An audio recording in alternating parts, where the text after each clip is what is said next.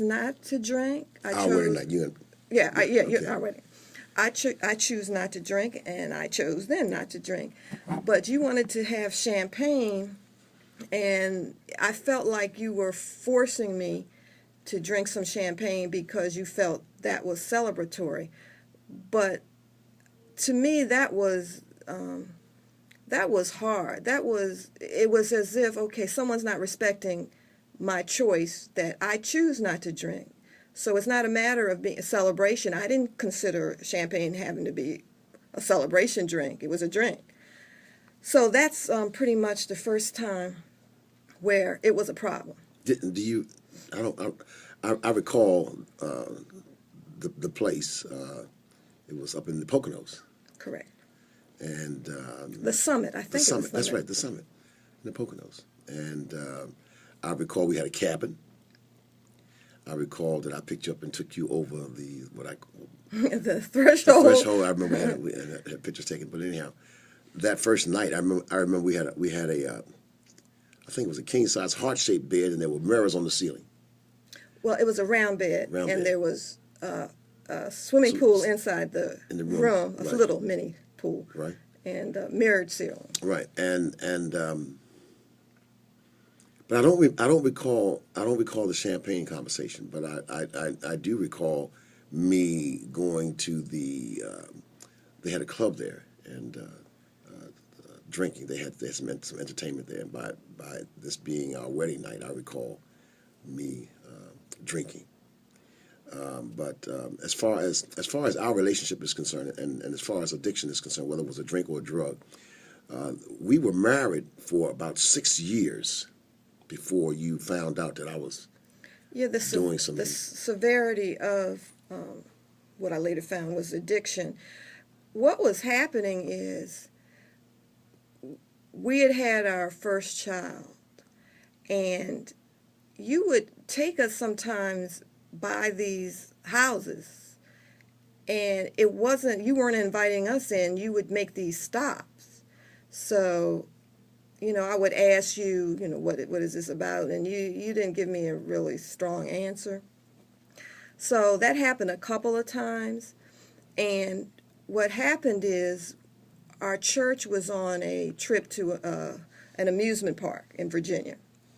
And at that moment, while we were walking around the park, I kind of mentioned to you again, what is it about? Why do you go to these locations and take us and you don't tell us what's going on?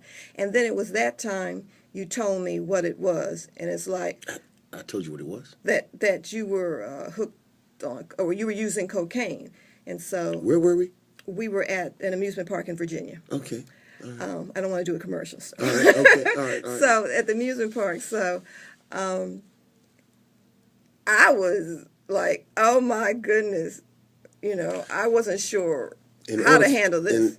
Okay, and what we're doing today is we are trying to give a message of hope. I know we are giving a message of hope to persons in the radio listening audience who are where we were. I'm the addict in the family. My wife is the teetotaler. We've been married for 32 years, going on 33 years, and she didn't know that I was using. But now we are bringing up some things that both of us may not remember in the course of my addiction. It was your addiction too, because the Bible says that when we get married, we're no more two but one. So you were suffering along with me. Okay. So in order, well, you had to be. Okay. Yes. Yeah. Because you said that you didn't know why I was making these stops. I knew why I was making these stops. I was making these stops to make some drug purchases, and I didn't want to share it with you. I definitely wasn't going to share it with Basha, because he was Christina wasn't born at that time. You're talking about our children. Our children, yes, and so I don't recall this conversation at the amusement park. However, but I had to be hurting very, very badly to have exposed that to you. And then, do you recall, because I was smoking marijuana at that time, also, and pastoring, This is before I got involved in cocaine, and I was just smoking marijuana and drinking. And